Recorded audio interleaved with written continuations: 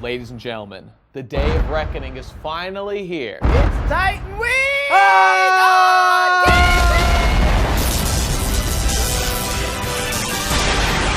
Run for your lives! It's Titan Week! That's right, we're going to be doing everyday Titan episodes until we're done with Season 3, so that we can move on to the one that you're all currently watching, chomping your fingernails off, waiting for each new episode of, just like we will have you doing for our KHANTEHNT bonus episodes. $10 on Subscribestar. People, go check them out. Also ad. Hey kids, want to impress your friends and induce sexual arousal in your neighbors? KHANTEHNT t-shirts! Wow, I've never been more impressed in my life with anything! KHANTEHNT now has official t-shirt merchandise, and you can get yourself some by clicking below the video or in the Teespring link in the description. With designs like the classic KHANTEHNT logo. Or this! I've got a shirt on too. Or this. KHANTEHNT! New designs will be coming all the time, so always stay tuned on that Teespring store and look for fresh designs. They're a great way to support the show and share your KHANTEHNT pride. So get out there, wear them, and get into KHANTEHNT. Me. No. Tommy. Yamiru sama. Yokoso. All right, ladies and gentlemen, we've been reading your comments. You have been telling us to watch these goddamn OVA episodes. So here at the beginning of Titan Week, we're getting them all out of the way. Yes. All 8 OVA episodes. Yes, there were 3 separate OVAs. The first one just was released soon after the first season, I think. Then you had a second OVA, the Levi special, that came out like a few years later. So like somewhere like right in between seasons 1 and 2, in that big long gap. You got a couple nice little Levi fan service episodes. And then right before season 3, there was another OVA about Annie, Annie. The first 2 episodes are about Annie, then you got one about Mikasa. They call it the Lost Girls episodes, I think. Yes, that was the Lost Girls OVA. And that's all of them. So this bridges the gap nicely up to the new season. Yeah. Some things feel a little bit like Season 1E, and we're a little bit past it. But actually, the first OVA is probably the most interesting. Yeah, it has I would the agree. most shit going on. And, I mean, I don't know. It would have been fine to see it before. But really, this is fresh information even right now, going into Season 3. So let's talk about OVA number 1, Ilsei's Notebook. Yes, so featuring Hanji. The main thing about this is that Hanji's like, let's capture Titans. And I guess this is before they had ever captured any of them. She's like proposing it. She said they as an captured idea. them like 20 years ago, but so it hadn't been a long time. So she's proposing it as something they should try to do, and Levi is very against it because he's like, fuck that. Erwin's very against it. Rather. Yeah. They're like, nah, it's going to fucking cause casualties. It'd just be a pain. And she's like, I don't care. I'm going to try to do it anyway. Well, she says it's worth it. Not that I don't care. It's worth it, damn it.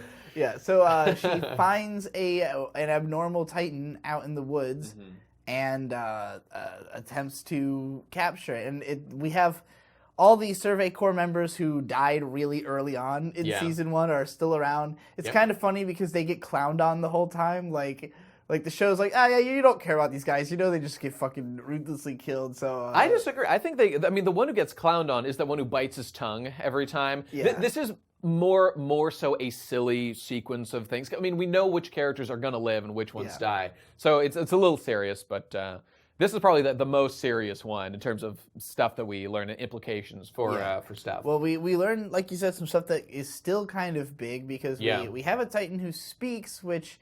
I mean, if we had seen this before Season 2, this would be... That would have been news to us, New news, but it's also the fact that he is calling her, like, Emir's people, or whatever. Yeah. Now that is... What the fuck is that about? And not only is he saying this, he's, like, bowing in respect to a random person of the Survey Corps. What is that shit about? Yeah, that was the biggest question probably raised by this. And, like... Ymir, isn't that the other Titan girl? That is the girl's So name. this Although that was the name she was given when she became like an idol for the cult. Right. So the cult seems involved somehow. Yeah, that's right. Yeah. So yeah, I would have to guess that if you were watching this again before season 2, this could have clued you in that there was more to that character. Yeah, she didn't yeah. really do much of anything in season 1, so it was not like you were paying her much mind up until here. But yeah, so there's some mysteries. The way the Titan acts is different, and this girl, what a trooper! Holy shit, Ilse is the most badass, courageous fucking monster man I've ever seen in all my days of broadcast journalism. Yeah. And the way that she just decides, I won't be scared anymore.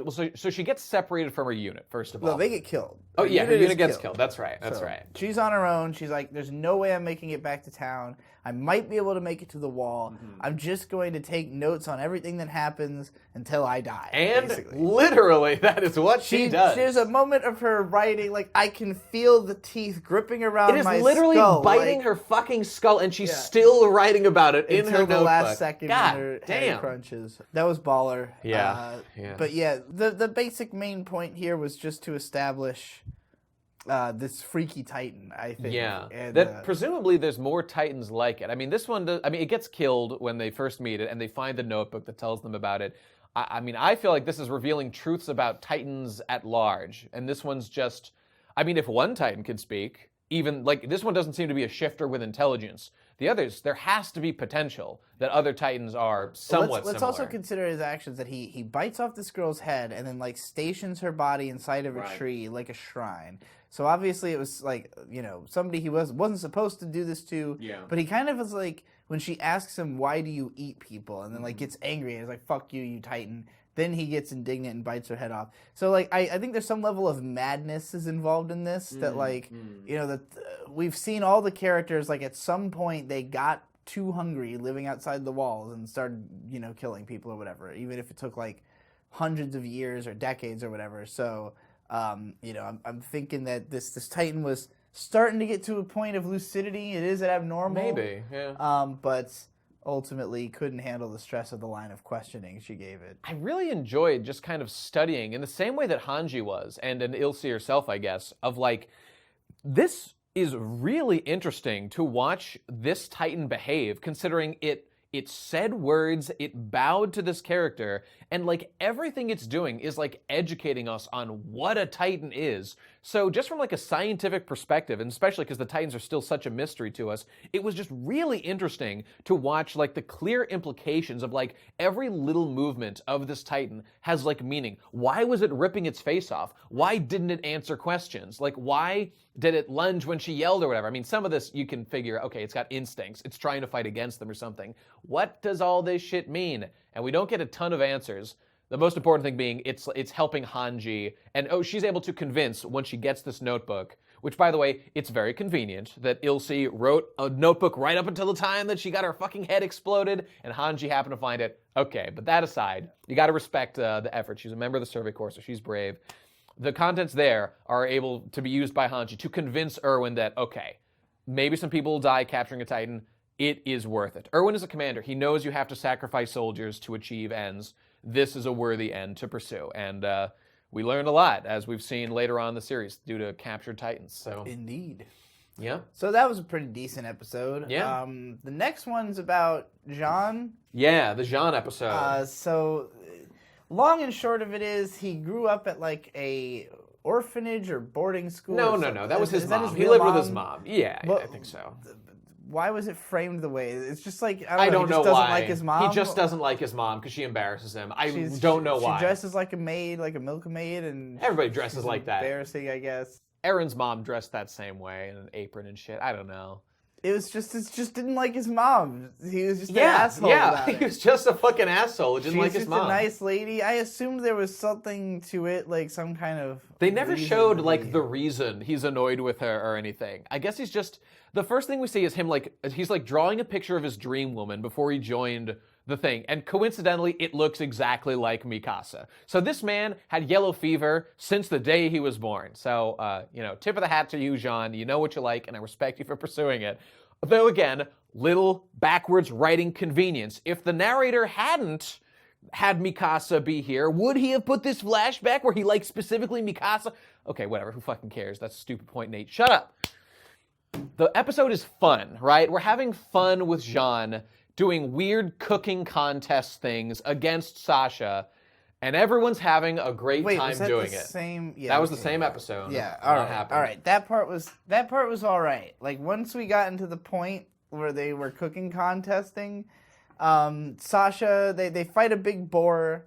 Like a lot of what happened in this fucking episode? Jesus. A lot of this stuff in these OVAs really just exists for the sake of like putting these characters into a less threatening context, but still getting to do the same kind of stuff. Like they can use their gear to fight a boar. That boar's so big, it's like a titan. Right.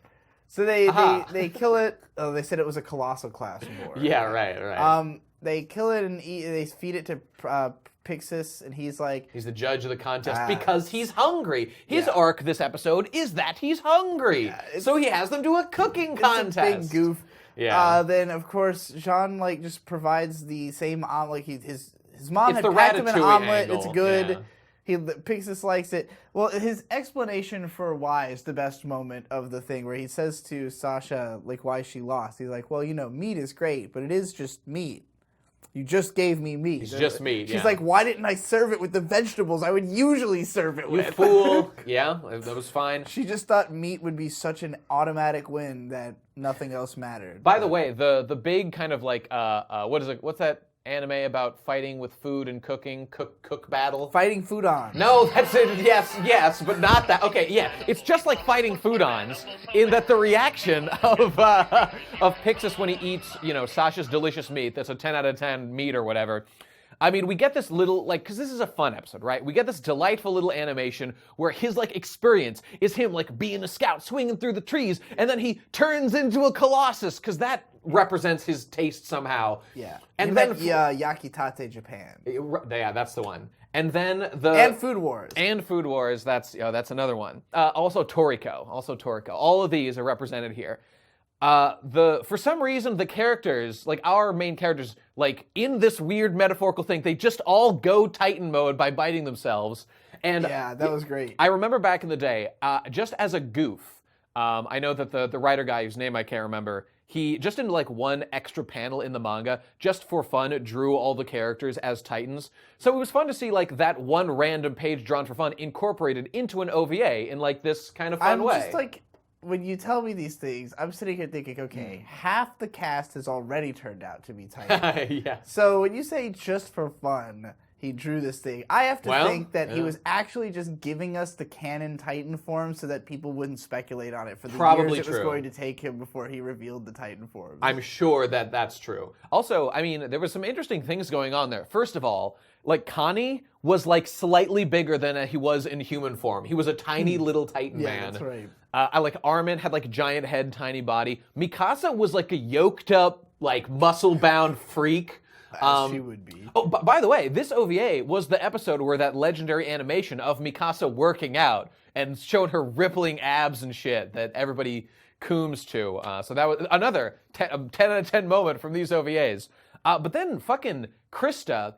Now, I don't want to have to speculate about lore stuff, but I can't help but notice that Krista, who like is a member of like the royal family or something, she has wings as a Titan.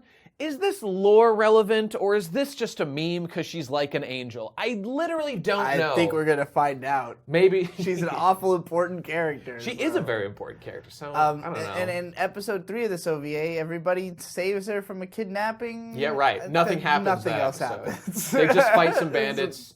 They learn the value of teamwork. That's that episode. This OVA was like very much what you would expect from an OVA of a show like this in a not a bad way. Like, I expected worse. Yeah. I would have expected all of them to be episode 3, which was dumb and who cares? Yeah, and even that at least had like, again, the point of it is, hey, all these guys can work as a team and do a big action scene without their lives being at stake or fighting Titans. Like, here's what it'd be like just to fight normal people in a relatively high stakes scenario.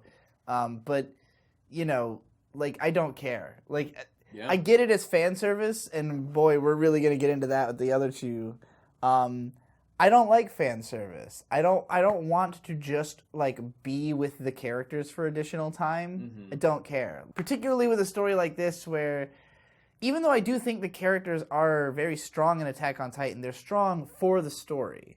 They're not strong in the sense that like I want to be their best friends and like just fucking watch them have fun and do adventures every day forever, you know, like I agree. Obviously, there are some people who feel that way about the these fact characters. that exists to some degree is why these OVAs exist. Because there's people who just love Levi. Please show me Levi in a full episode. Although his was actually more interesting. But like people just want to hang out with Connie. I want to hang out with Sasha and do more potato jokes. Which is, I don't begrudge them, but I don't really care. There's a part where somebody calls her Potato Girl in one of these OVAs, and she says like... And she turns directly to the camera and says, I said never call me that again. Remember that? My subtitle said, I thought everyone had forgotten that. And like... No, it's the only reason we remember you, Sasha. Well, I had to think that like, okay, well, it never probably comes up in the manga or the anime script, but all the fans called her Potato Girl after the anime started, so this is like a callback to that fact, right? Well, like, you know, in hey, this is a meme now, so we're going to reference it. If you've seen Full Metal Jacket or various other like military boot camp type movies, a lot of characters get nicknames. In fact, many of the main characters, their nicknames stick for their entire military career. Sasha could have been. I mean, this was like the same kind of thing, so I wasn't too surprised to hear that. Anyway, let's get on to OVA 4 and 5, yes, Levi time. The Levi OVAs. I was immediately annoyed with this OVA. Tell me why, Digi. Because I of the two characters that are introduced right off the bat. Farlan and Isabel. So, okay. Yeah. They've got death written all over Yeah, them. it's like embarrassing. Yeah. Like, so this OVA starts, we got this underground city, which is cool. I like the idea. Didn't know about this at all. Specifically, it was the lore is like, we thought this might be one way to deal with the Titans, have underground cities. It failed, it became a slum, and Levi lives there, and they want to get out. All cool backstory lore, which I like. I love underground slums as a concept. This one's like a little bit of techno-lies. Like Midgar in Final Fantasy VII or something. Breath of Fire 5. But yeah, like the characters are in an underground city. It's a slum. That's all cool. It works just like any other slum. Gangsters are there, and it's violent. Yeah. They got to steal to survive or to make it in this world. Levi and his friends have some 3D gear that they've taken. Yep. And we learn that you have to pay to go to the surface. It's like a tourist spot or something. Like there's I think a gang controls the stairs. They just have like military force there, and they just won't let you leave. Right. So everybody's fucking miserable because they haven't seen the sun. Their legs stop working after a while. Now, see, that was a very specific illness to have as a result of not getting enough sunlight. Very specific. Interesting. But okay. I mean, hey, you said it. Yeah. I believe it. But yeah, it's interesting to create this scenario where people are like desperately wanting to go outside. Yeah. Which is not like if you live on the surface, then you desperately want to burrow underground. Us gamers just want to stay inside, you know. Yeah. Yeah, it's fun to see this world where like people are not under constant threat of Titans. They're just under normal constant threat of living in a slum. Well, they're inside the walls too during the 100 Years of Peace, so sure. You know. Levi and his friends are introduced, and good lord, they could not have death written on. They're just like, haha, Levi Nisama, it sure is fun to work with you. I'm glad that we all are friends. Like, that's the dialogue. All the other characters were, I don't want to say like a joke. It's just that they were so chipper. It's like, of course they're in this OVA. Suspiciously, I don't remember them from the show. I wonder where they got to. It's like you got Levi and his buddy, and then they meet the girl because she's saving This is the most anime thing in all of Attack on Titan. Oh, this is fucking absurd. She had saved a bird. That's fine. She's running away from some people who are like, oh, that bitch bit me and I'm going to rape her. And then the other guys are like, don't do that. And they beat him up and he leaves. And then the reason she was being chased is that I wanted to bring this bird to the surface. So I tried to climb the stairs without permission because I just thought this bird wouldn't want to live She's underground. too pure. She's too good. What the fuck are you talking? Surely there's tons of fucking birds down here, right? Like, if one can get in, there's plenty of birds. It's le metaphor, Digi. It's le metaphor. She wants to be free like the bird, you see. Do you get it, though? This Is is the it too cringiest smart for shit in you? the Is that world. the issue? That's probably the issue. Yeah, I was pretty fed up after that. Well, there's a plot, right? Yeah, the main They get thing- a contract. The main point of this, in my mind, was to set up like some kind of yaoi bait with Erwin and Levi. That did happen, yeah. That seemed yeah. to be like the main, because the first half of the episode is like, okay, he's got these shitty slum friends. They try to like do a thing and they get stopped by Erwin, and he's like, hey, yeah. you guys got to work for me or else fuck you. And so Well, they're let's like, talk okay. good points briefly, just because I enjoyed seeing Levi be like a literal gang leader and being like the biggest dick dude in the slums. Nobody fucks with him. That was cool. That makes sense for his backstory. I like seeing where he came from. That was pretty cool. What upsets me about that element of him is that I would have liked an arc, like a OVA telling us how Levi became who he is. That kind of is what we get, a little bit, about He's, how he like- joins the Survey Corps, basically. It's just like he's already as much of a hard ass at the start of the story as he is Yeah, at the yeah. end. Like it's Did you, I not- got a spoiler for you. You want to know why? Because Why? that backstory is coming later.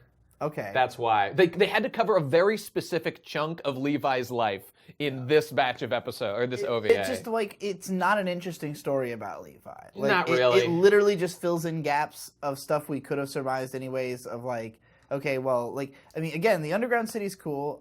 The animation in these OVAs, in both this and the Lost Girls, is great. Yeah, it looked really good. It looks incredible. Mm-hmm. Really wish that all that good looks was being, put to better use here. Well, you know, because- because it's an OVA and like I have to opt into watching this, I'm not like so hard on it for like not moving the plot along super duper fast, because I literally chose to watch this. This wasn't mandatory viewing. So while it's true that like the plot elements are thin, that's what I expect from like this kind of OVA.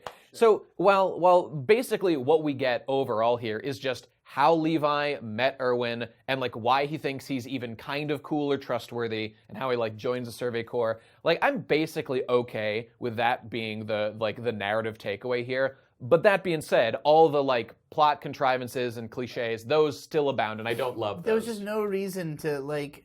I guess I would say this is Attack on Titan at its worst. It's everything I'm always afraid Attack on Titan is going to be. I'm always afraid that it's going to be you start an episode, you meet a character, they've got some kind of stupid sob story, and then they die.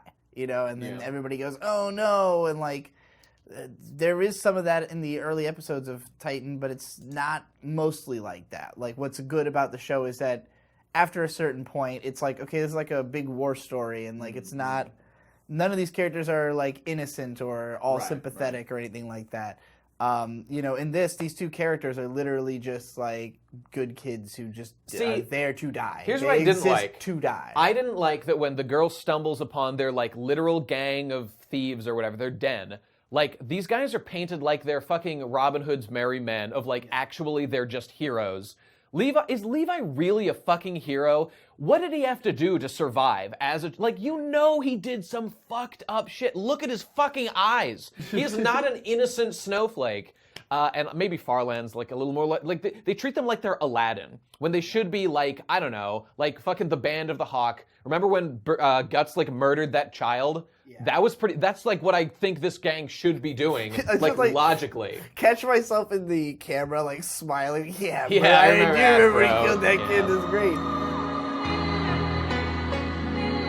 I do want to give one compliment to one aspect that I did enjoy from this, which was when Levi walks out all swagged up out of his group and there's all his like gang members around, you can see visually there's one member just strumming a guitar.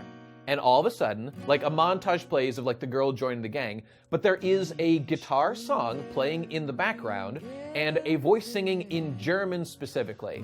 I really liked that song, and furthermore, I was like, it's really cool that they're singing in German, which like canonically would be like the language that these characters speak, because they're all like in a Germanic world. And remember in Dr. Stone, when those characters, like, they were playing a song in the Stone world, but like a full orchestra came in?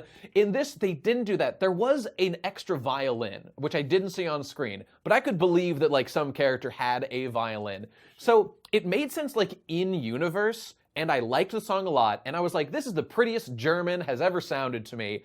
That being said, they play that song a full 3 separate times in these OVAs. 2 you can maybe get away with. 3 is so gratuitous and you cannot milk it. You play it at the very end when the tragedy has happened to remember the characters. So, like, the over and saccharine nature is definitely coming out a little bit too strong in these ones. Anyway, whatever. There's some plot about, like, a government guy is, like, getting Levi to join the Survey Corps to actually kill Erwin.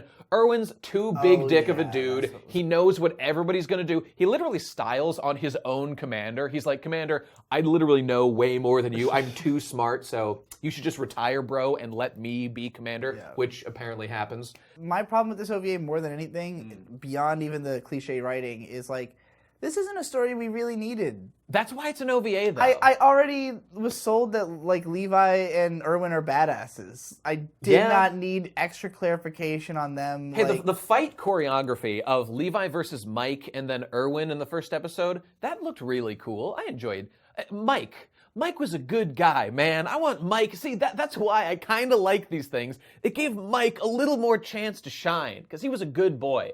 I'm feeling like an Attack on Titan, like, general fanboy in these kind of moments. I do like seeing characters who died so suddenly. We met Mike and then he died. He gets like a little more, oh, this is why he was cool. He actually could, like, fight Levi almost evenly.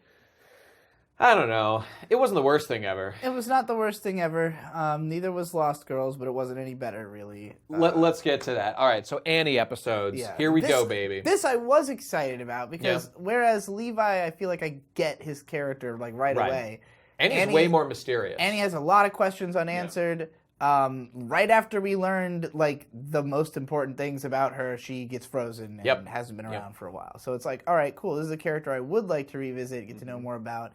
And, like, again, I don't feel like we got an arc here. I don't feel like we learned anything really new about her. We spend a little bit of time with her, which was more unique than just spending time with Levi because we've kind of done that in the show. Annie, we got to hear her thoughts, like, kind of be around with her. And also, the cinematic presentation of this OVA was much better, like, just shot composition-wise. Like, I really liked it. I started off being really impressed with it visually and being like, wow, I'm actually kind of engaged with this. Like, there's this opening scene where she's talking to the other shaggy-haired girl whose name I don't remember. Her roommate, whatever her name is. And, like, there's a lot of detail put into, like, the roommate has all this, like, girly products and stuff on her desk, and he doesn't. Like, a lot of detail, and then we just hit this conversation at a table that lasts, like, 10 minutes, and I think the same thing happens again in the second half of the episode, and then at the start of the next half episode, and I was like, oh boy. I think here's where our proclivities diverge, because I am a big fan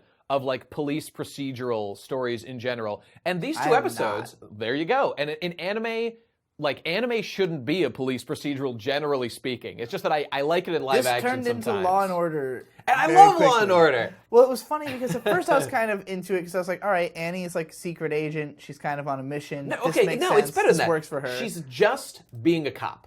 It's her just being a cop and doing a cop job in the military police.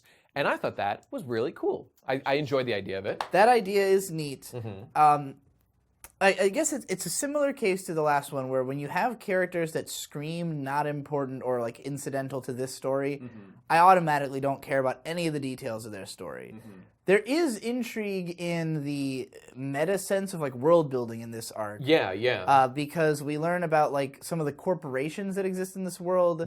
Some of, like, the underhanded dealings, the black market stuff, more gangster type things. Stuff, drug peddling and stuff going on. So, like, in that sense, it fleshes out that aspect of the They even talk about culture. there's a university. I was surprised to hear that universities apparently exist in this walled society. So, like, the world building is solid, but, like, the incidental characters who the plot revolves around and the actual plot of, like, who killed who and why, like, I mean, like, it is a Law and Order episode. I was going to say, see, in a Law and Order wasn't episode, that entertained with it. You're not there to connect with the characters because they're such compelling. No, they serve a plot function of, like, the girl who's missing, the shady boyfriend, the thugs who may or may not have information. They serve their narrative purpose, and then they're gone. And all the while, we're like experiencing it through Annie's eyes. See, this OVA does two things that I very much enjoy. One, it makes the world feel more real, grounded, and lived in, and, like, shady as any society would be, especially when in the weird, unique circumstances of, like, a closed-in little society. And two, it's kind of an Annie redemption story. Like, guys, yes, Annie is a murderer. She's the female Titan. She was here to break the walls. Maybe there's more to that we'll probably learn about as time goes on through like Reiner or Bert or maybe Annie herself, who knows. But Annie is not like a monster, and she took this job of finding this missing girl way more seriously than anyone expected her to. And she succeeds, and she like digs in, finds the nitty-gritty secrets. It characterizes Annie as like a more, at least like responsible person, or at least more dutiful person. And I mean, her connection with her dad was all about duty. So we can kind of see that coming through in the way she acts. I guess it was almost odd to see such a straightforward plot of like, because in terms of what Annie does in this story, she basically just like goes from place to place and asks people questions. Yeah, like, that's what a each scene detective is her does. just like asking a long series of questions and getting to the bottom of it. There is like one action scene where somebody like pricks her and her arm goes tighten and like fucks this guy up. So we've got some scenes of her like being a badass. There's a like multiple of just like random douchebag guys being like, "Ugh, chicks," and then she beats them all up. And, like they serve their purpose. So like you said, it's like a cop procedural / like a little bit of secret agent because she's fighting people all the time and stuff. Yeah, I guess it's fine to have like one of these set in the Titan universe and Annie be the character. Yeah. Like, this Hey, is if like the you don't kind of like thing it, you where don't like it. I have no complaints about the existence of this thing. It just didn't like add anything of substance for me about like again, I already figured the world was like this, like regardless of telling me specifically how it is like this. I know it's like a weird seedy dark place because that's the undercurrent of the show. Maybe I didn't know there was so much gangster stuff going on before these OVAs. I mean, that's true, and the specific narrative is fairly disposable. One girl who shows up at the end, who she was part of like the shady conspiracy or the shady drug ring or whatever. But like, I don't like one of the moments I like is when Annie shows up first to talk to the dad who reported his missing daughter, and he's just like, "So it's been 10 days since I reported. Surely you have some leads." And Annie's just like, still researching. He's like, "No one's looked into this at all, have they?" And Annie's like, no, sir, they have not. I'm just Literally the here. only one. I'm the only one who cares. And it's that stuff of showing that the world is just like, I don't know, what were cops like 200 years ago in real life? They probably had a lot of challenges. Probably a lot of people went missing and they didn't have time to look into all this shit. And then also it's just like, wow, Annie, if she was in a different circumstance, she could have been like a real hero, like a real, maybe someone who would help reform the military police, like that other guy wants to with the bowl cut or something. She could have been a good ally, a good heroic person, but it just wasn't for her. So she's a fucking traitor. Cut her head off. Fuck bitches. That's One last for episode. That one. We got Mikasa.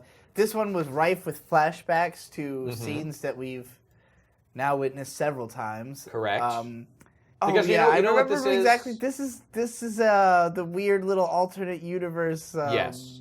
dream one. It's a what if story that takes place in the 1 second between when Mikasa felt really depressed when she thought Eren was dead in season 1 and like lost her will to fight. Yeah. And then the next second when she was like, "No, I will fight," and Eren showed up as a Titan and saved her. Apparently in that moment she had like a flash to a parallel.